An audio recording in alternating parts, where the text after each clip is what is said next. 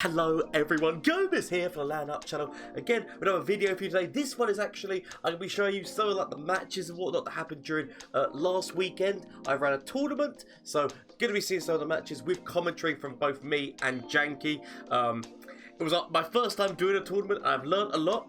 My commentary could have been a bit better, and obviously like the situation could have been a bit better, because the thing of it was, what I've learned is that I need to have other people doing the admin, because basically what I was doing, because it was just me, I was trying to do the admin of the stuff and cast at the same time, and obviously when you've got people reporting problems and such, you're trying to cast at the same time. It's a lot of things to do, so next time I've learned that what I'm going to do is I'll get some people who will be doing like all the backgroundy admin stuff, while then I'm free just to cast, hopefully with Jankie again, because that was a lot of fun, and I want to do that going forward. So as we do tournaments in the future, where like I'm guessing, because obviously they're going to be getting rid of cross shard, we're going to have to do like separate tournaments per server, like shard, like so a US one, which is European one, and Southeast Asia one. So we'll see how that goes going on to the future, but I would love to do more because it was such a lovely experience running this tournament. So if you do want to help out, please feel free to like let me know down below in the comments, like for the next one, like to know if I get like a few people that are like, oh, I don't mind helping out with the admin stuff, then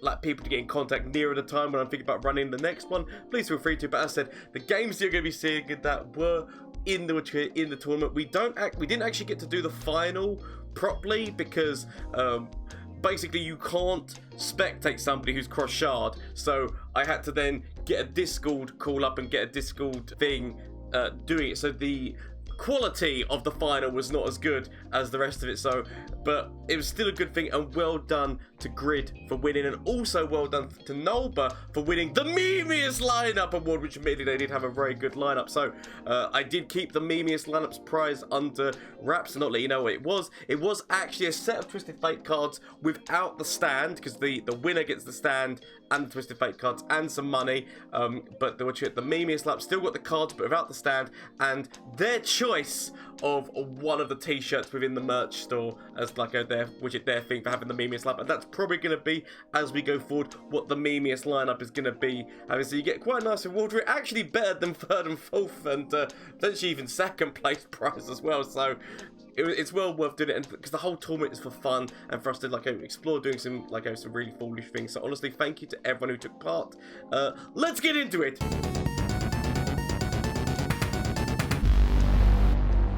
Yeah, so we got Kraken up against one runner.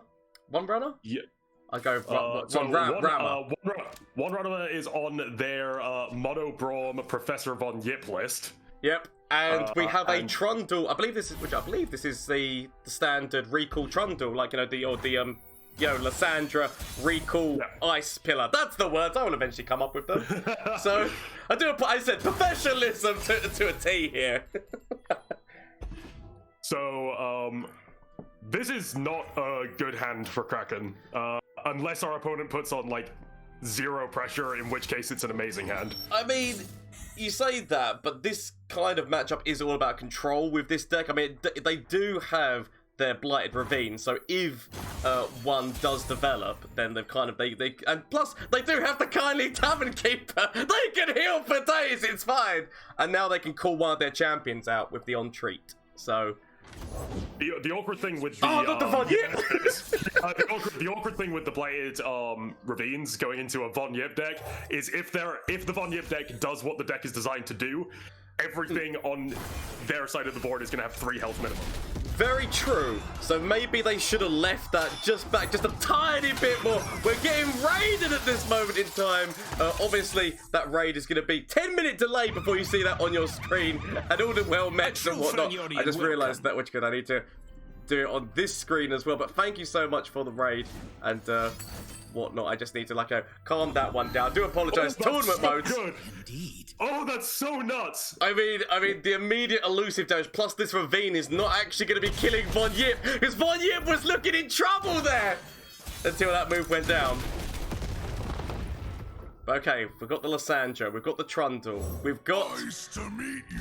Actually, their 8 cost dropping the it that stares would not be bad at this moment in time, right? Because I mean, at the moment, it would get rid of the Von Yip. Yeah. Oh, more the elusives. I know it's not good to be biased in the caster position, but when one person's playing Trundle is controlling, the other one's playing Von Yip, like there's oh, the moves! Eyes for Legacy! I'm not gonna lie, that actually saves that first Poro. It's a deny though, right? Of course I mean, yeah, but it has to be a deny. It has to be, but the balls of that move! It's a shame to see it being denied, but balls of that move, I respect. You hate to see it. I respect it though, I respect it, but you know when you're running a list such as the Von Yip deck against, like the second you see Ionia, you know that there's going to be chances of deny, but you go for it, right? At this point, you go for it. Okay, so that... Okay, nice, Yeah, nice. That is the Trundle going down. The Trundle list player is in danger, right? They are going to 1. They are going down a hell of a lot, and all it takes is one Mystic Shot. Like, potentially not going into that trade against the Trundle was like could have actually correction, mate. Yeah, because that's fine. The healing scar. I was gonna say if they would have gone, because would that have been lethal if they would have gone with both all 3 of the Poros with Mystic Shot into the core. Now, admittedly, you would have been risk. Ah! Oh my God, it's just 2. Ah!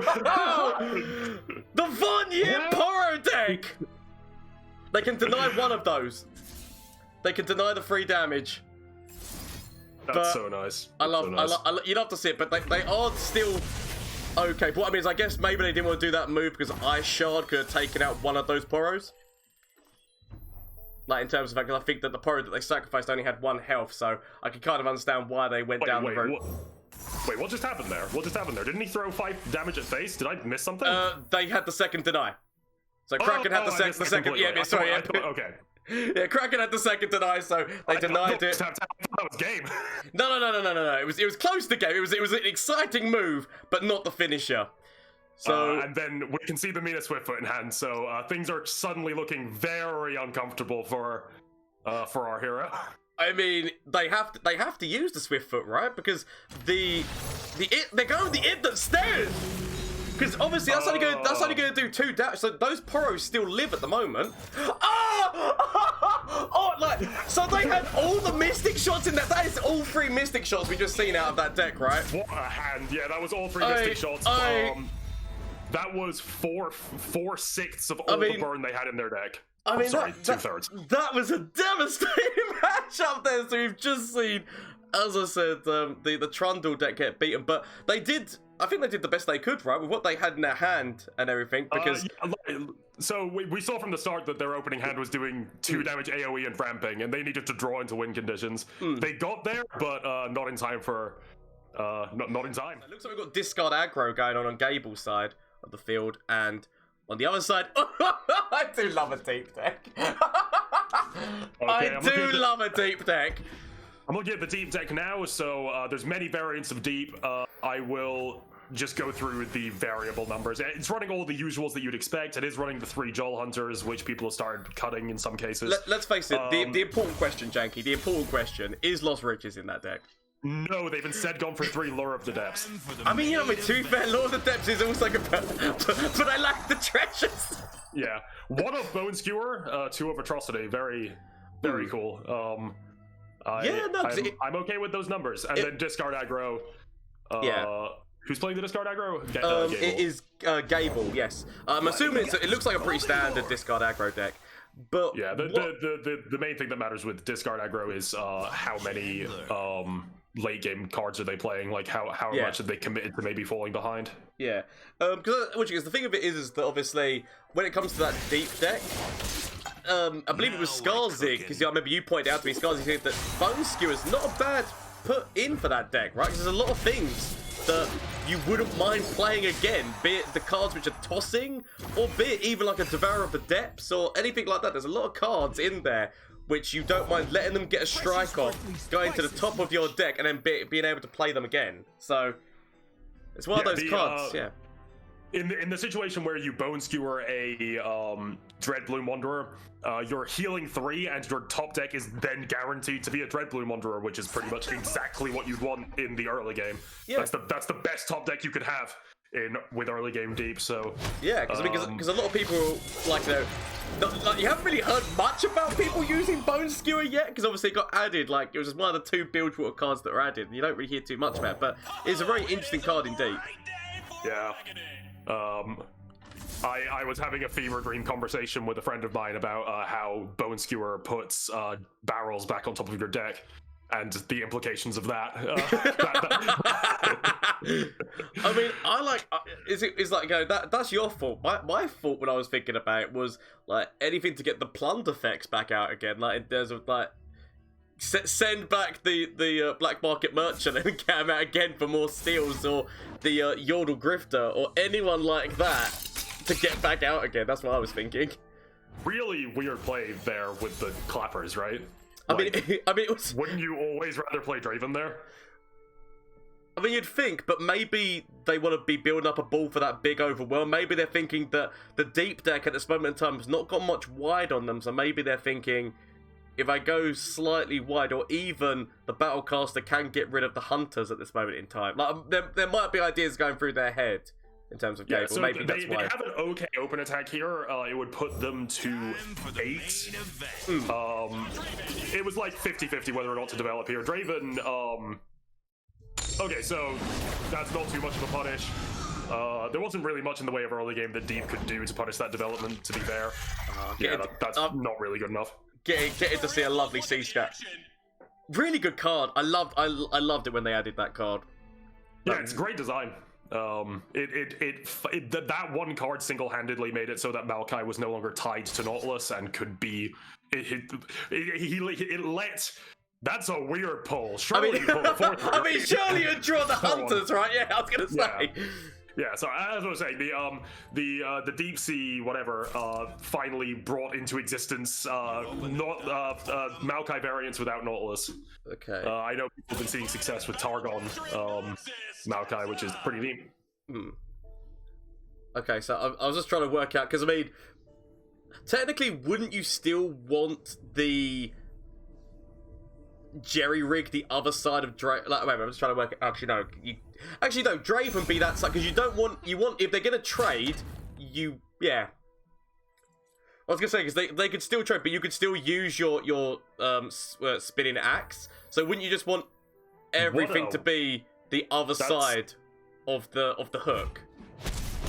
Yeah, attack order definitely mattered there because of the Sea Scarab, but also that was just a weird block, like the block on Draven instead of on the Arena Battlecaster. Yeah, because obviously the Battlecaster is such an annoyance to that deck, because with that additional stats that it's giving.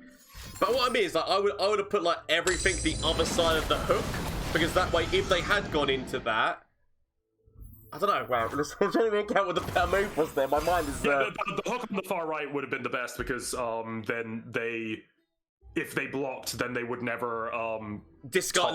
Toss a card. That's what I'm trying to say in terms of the positioning of that.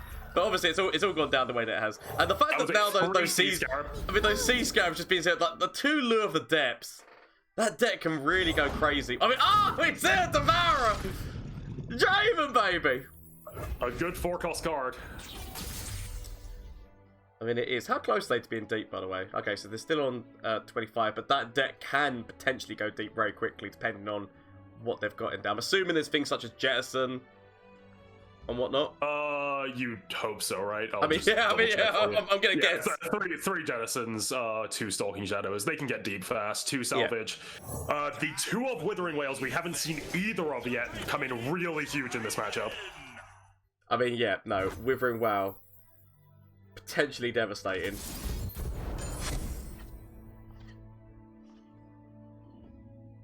Okay, that's both of his scientists, by the way. He is only running 2 of the 6 drops, favoring a more early game list instead. And by the looks of things, I don't like the deep player's chances. He could definitely still have this with 9 cards or whatever in play, but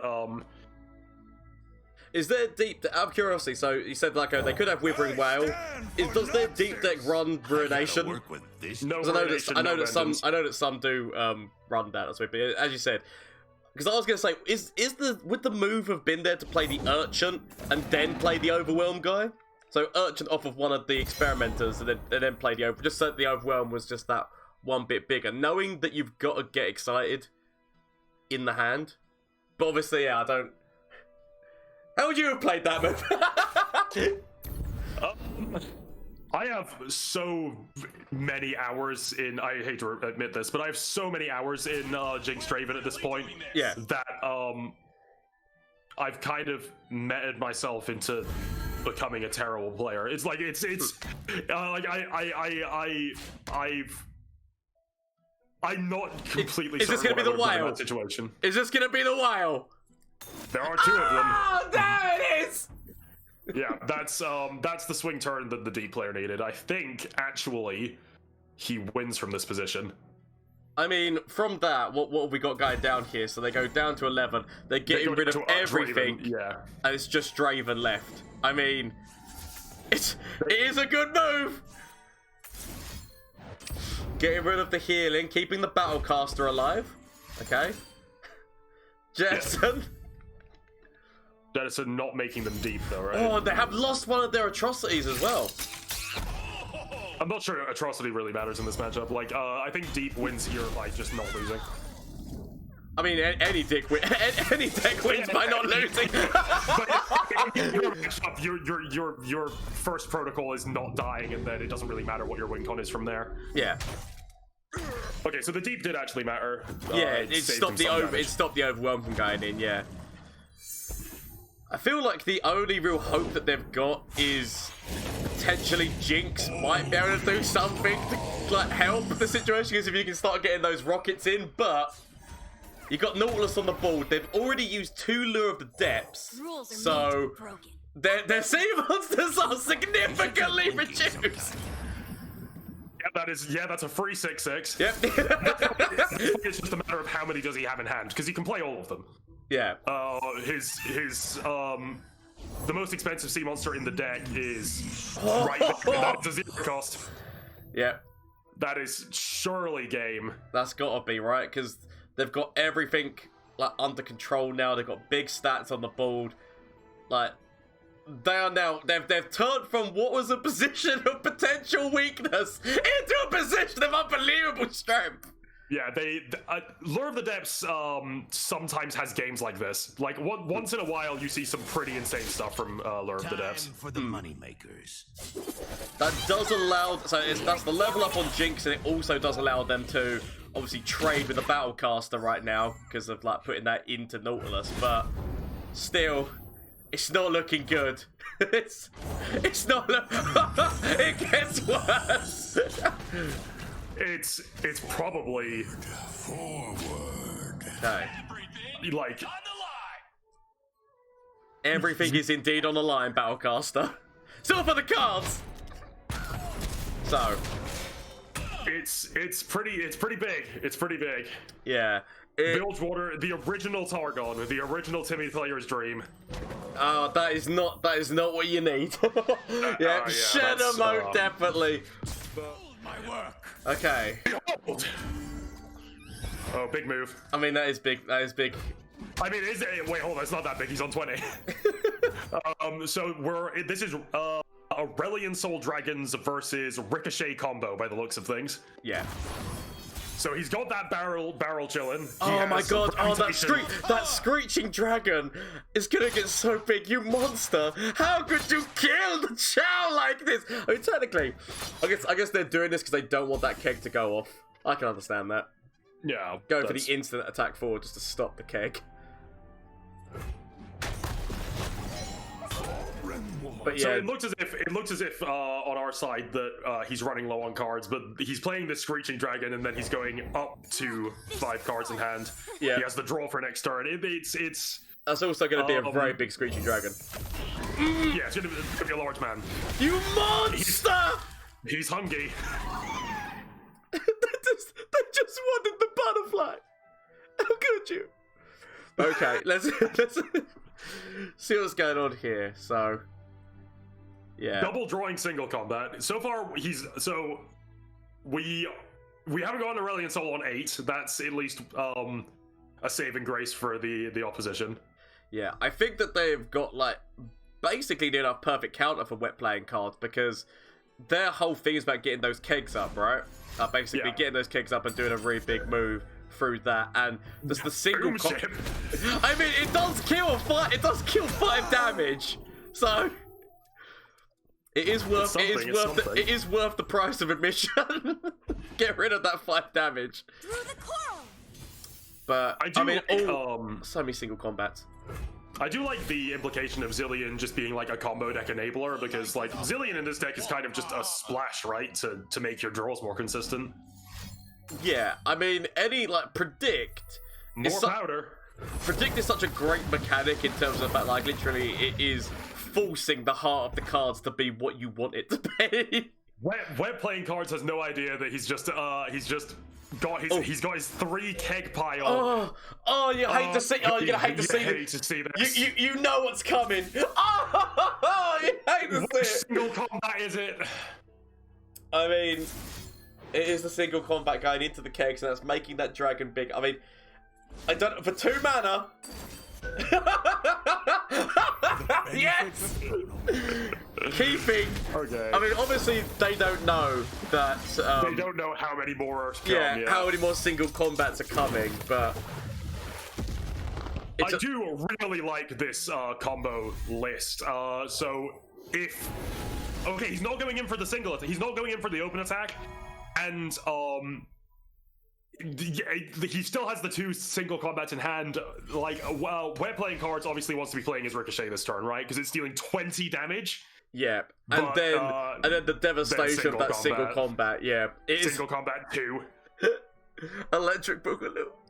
I mean, the fact that they've got like 3 single. I mean, the fact they've got 3 single combats as well. I'm expecting them to maybe protect. Yeah, go for another protect. Oh no, okay, fair enough then. That's a 9 damage harpoon. Oh no, but we know what's coming. Yeah, we know what's coming. Sadly, it's the Simpsons meme. The stop. He's already dead. The only thing that we have is knowing the fact that those single combats, like, there's only 1 left. I know that there's potential. The dragon strikes or whatever. Yeah, going up to an 8. Yeah. 7? No, sorry, it's already taken some. It's taken some damage, right? I mean, I know that as we've said before, as casters, we shouldn't be biased towards any kind of things and whatnot. But when you see somebody running a deck like this, not being event. I mean, too fair, they might draw another Zilean and get more time bombs in the deck. You're not meant to be biased, but when you see somebody cast Ancient Hourglass on a pile of kegs, like, I mean, you've got to respect it, right? It does look like it's the end of the road for wet playing cards here. I mean, that is potentially the dragon dead, right? Yeah, most of the board is dead, but he's this coming turn playing his Aurelian Sol setup. And then, things get rough from there. It does get rough from there, but you gotta believe, Jankie. You gotta believe. I'd love to.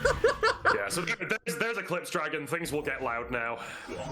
Oh, that's more bombs. Bombs don't do very much to a 10/10 Space Dragon. It's very true. It is very true. But if nothing else, wet playing cards that has a very stacked deck. 2 arms. I mean, you've kind of got to throw Zilean in front of something here, right? In terms of you're on 15 health, you can't. It's probably the 5/1. Yeah, it's the fact that we know there's a single combat in that hand, so they could single combat off of the dragon to kill. I guess you don't have to. I guess you can leave it for the future. You really don't need to. You don't really need to perform any action as the allied side here. Okay, let's see where it's going down. Downtown Leicester Brown. Kegs. If he knew he had Time Bomb in hand, he might have been better blocking the 7/7 instead of the 5/1, because the 5/1 was going down anyway. I mean, this has just gone terribly wrong for playing. Like, in terms of the fact, like, what's the chances that your opponent draws all 3 single combats, which is like the main thing. Oh, it's getting bigger. Like, it's the heartbreak is getting bigger and bigger. Okay. It's a shame that doesn't work off of Kegs.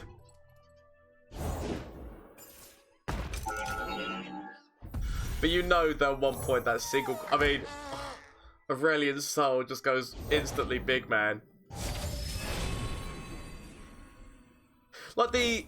Yeah, there's nothing. Like, as you said, the whole thing is to use Ricochet. I think it's a bit too late, even for Ricochet to save the situation. Obviously, we know single combat could straight up counter them. Yeah, even if he didn't have single combat in hand here, Ricochet is only doing 20 damage, which is not a combination of words I get to say often. Only 20 damage, but that's not enough to really... Yeah. The thing about Ricochet combo is if you're lucky enough, it's lethal. Like, sure, it only does 20 damage, but what if 15 goes face? I mean, it's just completely random, isn't it? Like, you don't know where it's going to go. The one thing that this reminds me of, in terms of the fact that they've got all of the single combats, and that this reminds me of like Yu-Gi-Oh, and especially the Yu-Gi-Oh abridged, when they when they're in the one against what's his name, the Silver Araucos, and he's just like, you know, well, all of his minions played the Silver Araucos really early on in the game, so what's the chances he's gonna try, like, you know, the percentage chance of him, the harder card's been a real dick to us this season, like, and look, I played the Silver Araucos. Does he flash the last single combat? He doesn't. I mean, doesn't need to. Just go straight in for the win. In that situation, I think I maybe would have, like, used the last single combat just to say... Just the flex. Just the flex a bit. Yeah. I had this. See what we've got going on here. Looking as if they have all of their pieces except Soraka. Soraka Tom Kench is... back to back from the opponent's point of view. If you're playing against Tom Kench Soraka, on turn 2 you clench your butt cheeks, like, do they have the landmark? On turn 3, do they have Soraka? On turn 4, do they have Tom Kench? It's like, if they have maybe 2 out of the 3, you have a shot, but if they back to back hit their curve perfectly, you are in such a bad position. Well, I guess I just lose. Yeah. About to find out where the Frozen Thrall is sitting. Presumably on, like, 5. Yeah, I mean, it's quite late. I was gonna say, it is late game, right? We're on turn 7.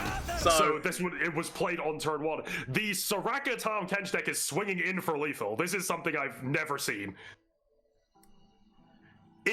So this goes back to what we were saying about Talia, Lissandra as a deck. If your deck does not have enough early game pressure to stave off the attack power in Soraka Tom Kench, then you know it's all gone terribly, terribly wrong. I mean, so we're seeing a block here, obviously. Yeah. It's a false block, yeah. I was going to say, because basically, all it takes, I was gonna see whether that was actually made by Stoneweavers. That wasn't even like the first card that they played. I was gonna say, like, I know I would say that I actually prefer the Mogwai deck on that one, where he just cuts Talia and plays Promising Future over her. What's happening right now? I mean, we're seeing a lot of action. We're seeing a lot of burst speed plays. Okay. So the healing's actually only on 8 at this moment in time. Healing's only on 8, and we're not swinging. We're swinging for 8 here. The Bastion used actively instead of reactively. I mean, maybe they're wondering whether it was going to be like a frostbite. They do run a couple of frostbites, don't they, in that deck? I follow the. I don't think so. Wasn't this the deck list that was like almost completely devoid of interactivity and was just like tunneling on its win condition? I mean, it might be, but the devastation of throwing down. Oh, wait! Is it gonna become big? I mean, this at least means for you. Wait, no, he didn't use it. No hush. Oh no, because he doesn't have the mana. They've only got 1 mana left, so they didn't have the mana for the hush. Sorry, I was looking at deck lists, so I was looking at deck lists. No, it's all good. They didn't have the mana for the hush. I mean, see, look, if you were running Chrono Shift on top of Tom Kench there. Yeah, true. What was I about to say? So I've gone to go check his deck list, and I've just remembered this is the guy who none of his lists are the ones he locked in with. Yeah, it's all good. These things happen. Maybe might be running Frostbite. Well, we did see that they ran Three Sisters, which Three Sisters can be a Frostbite. Obviously, with its free choices, we saw them take the Fury of the North, but what I mean is it can be a Frostbite. Oh, aren't you at this point just helping? Yeah, that's aren't you just helping? I mean, oh no, okay, right, that's better. That's good. That's potentially the boxer, like both the boxers down, actually. No, I don't think there's any potentially about it. It looks like they're gone. Yeah, because I was going to say, because there's nothing that... I mean, they could technically throw down their, which is some Blessed Vigor on top of one of them to save one of them. That wouldn't work at start of turn. Oh, wait, Stun Blade No, Vigor it's not, I was going to say, it's a grant. Like, obviously, Power Cascade wouldn't work, but the grant mechanic of... okay, so they want to keep... Because obviously that would have also died as well, right? Because that would have... Because it would have... The heal into core would have killed that unit. So, I mean, the Power Cascade doesn't matter. I guess other than draw. It's so rare that you actually that's gonna be devastating, right? Because Soraka's already taking 4 damage. The big boy is taking a lot of damage, then also doing damage to himself to heal. I mean, that could actually be the finisher on the that draw of Soraka. I think you might be having some technical issues there, Gomez. Oh, what's happening? We got problems. I just disconnected from your Twitch stream. I don't know if that's me or... Yeah, no, you're offline right now. Okay. Yep, no, problems. No, you're back. You're back. I'm back. We're back. You've been streaming for 4 seconds. Good. I mean, yeah, no, there must have been like a big BS. Sorry about that. Such devastating plays were just seen here, which you did not see, but I saw with my eye holes. I do apologise to everyone being there. How close is... So that healing landmark is winning this turn. It was a close one for the Frozen Froze, but actually, so what happened was... Yeah, and we're back from no, but so what happened there was they... Basically, the 4 damage went in off of the landmarks. They put down the ravines. Soraka took that damage. The Broadback Protector took that damage. Then took damage from healing the core. And then the immediate go forward of which is Soraka, and that with how much damage Soraka attacked. Like, it basically just did the healing landmark, like, boom. Like, crazy. So, that was a big move playing the Soraka on that turn. I do apologise that people did not get to see the glory of that in full. Like, because obviously we went off, but... It's good times. The only ones who I can get into right now. We've seen a snapvine! Gomez. Yes, Gomez, what? this guy's a genius. What are we talking about? What, Nova? Chrono Shift and Out of the Way work together. I mean, what, they actually got a Chrono Shift. A Chrono Shift. It permanently, instead of dying, gets +3/+3. Devin, I mean, true. That's so cool. I mean, are you witnessing what I'm witnessing here, Buddy Boo? Just tapped onto Discord. What the hell is going on? Oh my god, have you not seen Buddy Boo? What's going on in this match? I know the glory is going on there, but have you just seen a ridiculous move? That is a good... Oh, I mean, I'm not gonna lie. That was everything. While you were going on about Chrono Shift and whatnot, that literally, that was a game, like a finisher. That was one for the ages. GG Stinkfly. So, is this actually discard aggro against discard? This is discard against discard, isn't it? Yep, this is a perfect mirror. I think one of them is running more reload than the other. I think one of them has a list with 2 experimenters and one has 3. But otherwise, we are chilling with the. Oh, speaking of. I stand. So. Ooh. Yeah, that's a pretty good target for a certain 6-mana card. Huh? I mean, yes. Yeah, it looks a lot as if Gable's won this. Like, I mean, the comedy of the fact that they could even just throw down their... Yeah, I was gonna say they could actually go for using that damage. Whether he throws that face, yeah. Yeah, I guess at this moment in time they are on 11 health. They are less on health, so I kind of understand why you don't go for the throwing damage in and then go for the experimenter. Oh, but the jinx! so That's it's you know what? It's back and forward. Wait, that's that was genius. I love when people do this. Vortex used his Shen emote to make his opponent reckless with their resources. Yep. Like he used the Sad Pora emote to make Gable think that his hand was garbage. I mean moves and counter moves. That was pretty big, Brain. That was pretty big. I mean that is smart. The Sad Poro into the crowd favorite on the small board. Excellent acting. Give this man an Oscar. I mean, okay, right. So I can kind of so that's the thing. Part of me was considering: do you grab Jinx then, knowing that you've got the get excited? That's what I was thinking in my head. But maybe they were thinking that Jinx might defend. But I was gonna say potentially what I would have done there would have been grab Jinx with the challenger, knowing that it was doing 1 damage, and then could finish her with the. It is a bad time to have a board full of 1 health units. I mean, something is coming.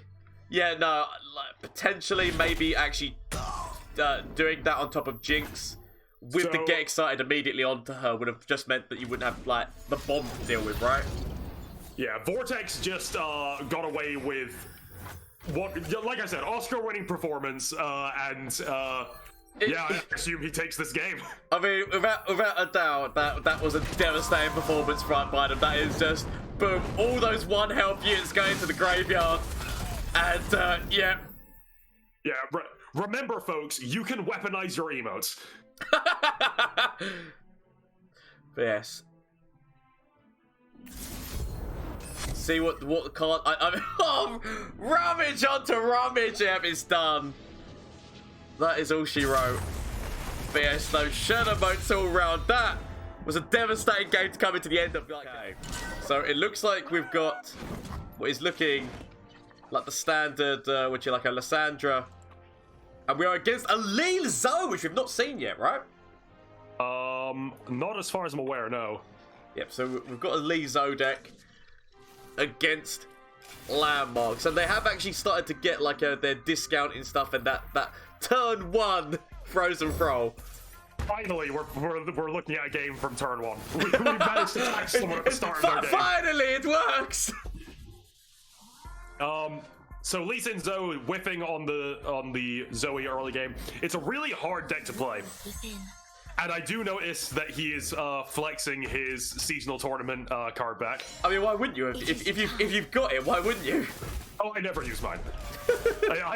I have all kinds of like things on my account that I don't use because I think it's actually it's more of a subtle flex if you don't use it. Like, I just know that I have it.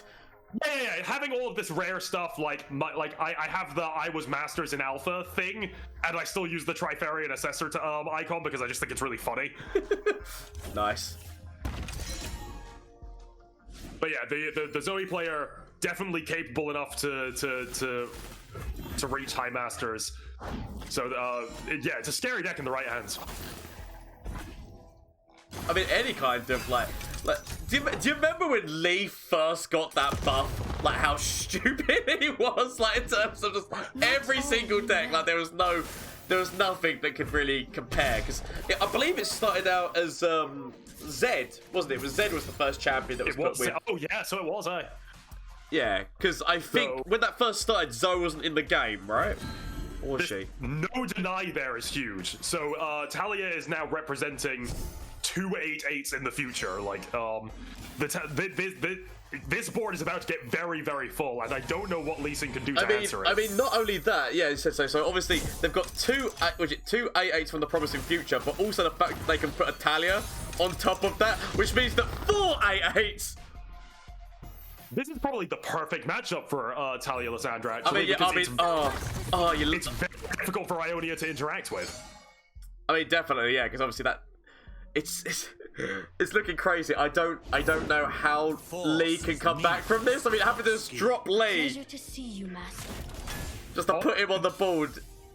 Probably is extremely anti-aggro, but does it has a pretty poor matchup into like elite style Demacia decks, like really strong mid range. Yeah. And I don't think there is a stronger mid range than 32 power worth of overwhelm on turn 7. Yeah. I mean, it's a scary squeaky bum time for Grid right now.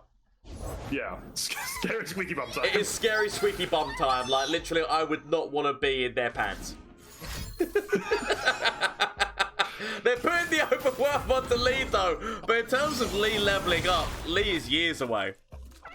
Strike firmly. Center your spirit. Okay, Talia dies, but I don't think Talia was I mean, necessarily... yeah, Talia's not really integral to the situation of what's going on right now, right? Yeah, so, a couple of things of note here. He has his 3 floating spell mana. So, if he doesn't use that here, it is reasonably... He can survive this swing. He can survive this swing with a couple of concussive palms in hand. I mean, this is actually going to be the Watcher!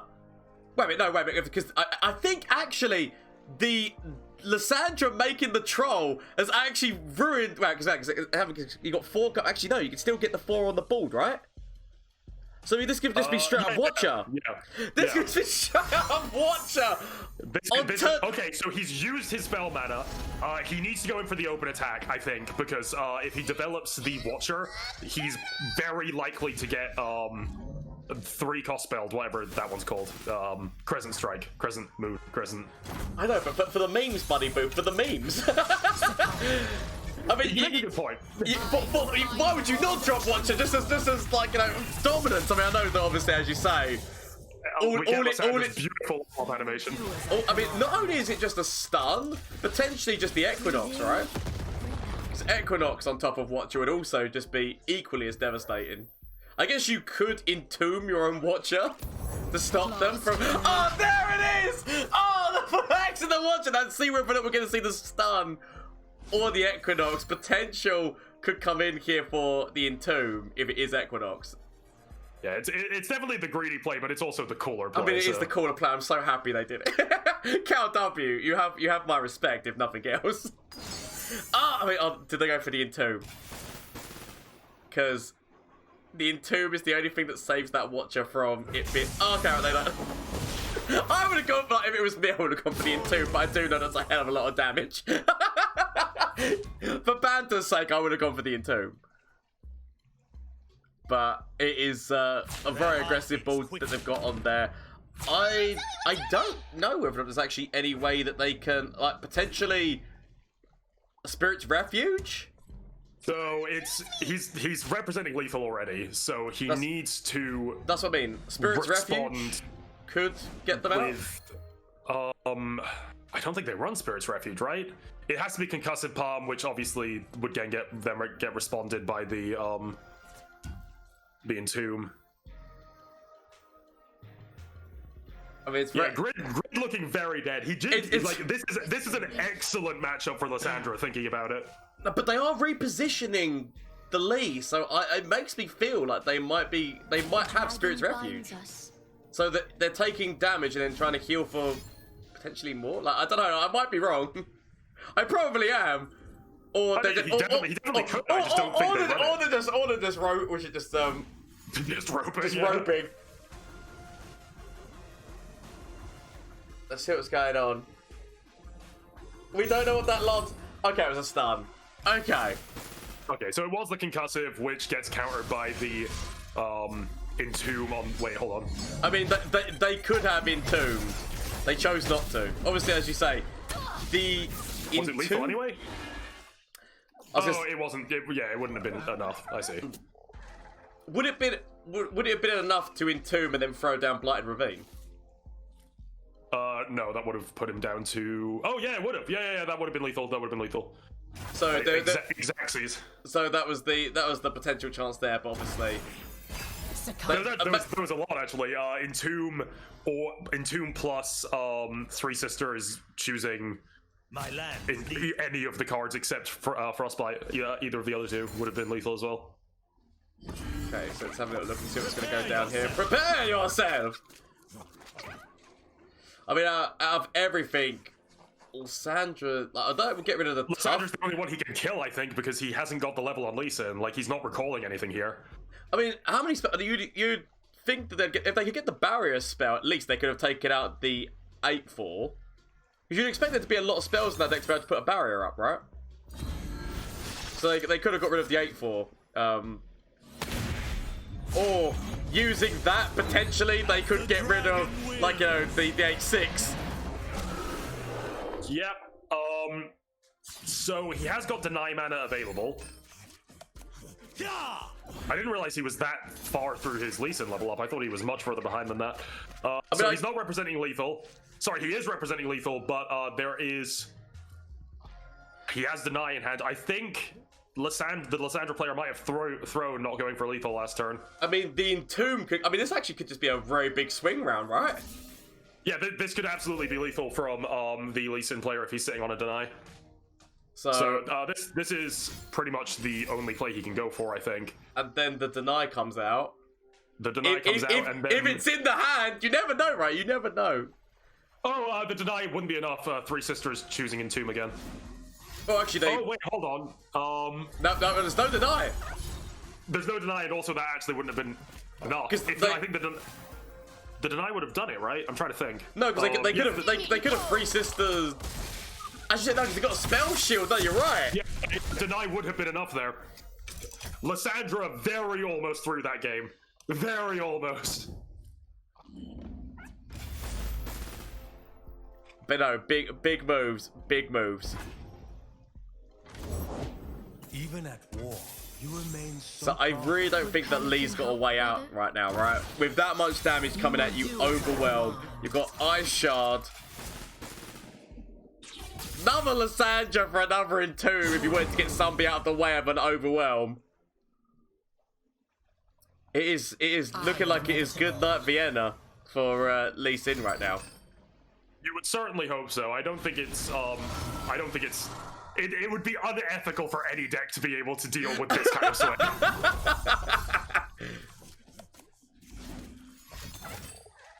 Out of nowhere, Judgment. What? Yes! Shadowmo. Yeah, there it is.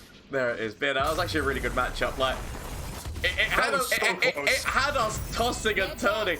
Imagine Ionia without the Deny. Yeah, true. So yes, those were some of the things that went down during last weekend's tournament. As I said, I do plan on running more of these things. That was all streamed, so obviously shameless plug time this way. Twitch, Twitter, and Instagram. You can catch me on Twitch on Mondays, Tuesdays, Wednesdays, and Thursdays, as well as that is where any future tournaments will most likely be done on that Twitch. So thank you to everyone who got involved. Thank you to everyone who watched, who was there. I got a few raids that day and whatnot. So honestly, thank you. Thank you to Jankie for casting with me. I'd love to cast with them in the future as we go forward and do more of these. And just said like, just in all honesty, thank you for everyone who gets involved. And that leads me into thanking you for watching this video, and also for everyone who supports this channel, be it with subscribing, commenting, watching, just liking, any of those things. Honestly, it all helps out the channel so much. And so I've got an end of year goal of hitting 5,000 followers / subscribers on YouTube and Twitch. So honestly, thank you guys for helping me get towards that goal. Like, we're working together. There's also the Discord link down below if you want to get in the Discord and start talking about deck ideas and things along those lines. Like, it's a lovely community of people, and that's where like the tournament kind of went down, where there was people talking with each other and things like that. So learn a lot from the last one. Hopefully as they go on, they'll be better and better and better. You know, you only learn by doing. So hope you enjoyed what you saw, and hope we see you next time. Until then, bye. Flash of brilliance that could save me. Save me. That doesn't save me. Okay. Is anything from you? Save me. That doesn't save me. Okay. Get rid of this and get rid of this. Find something that can save me.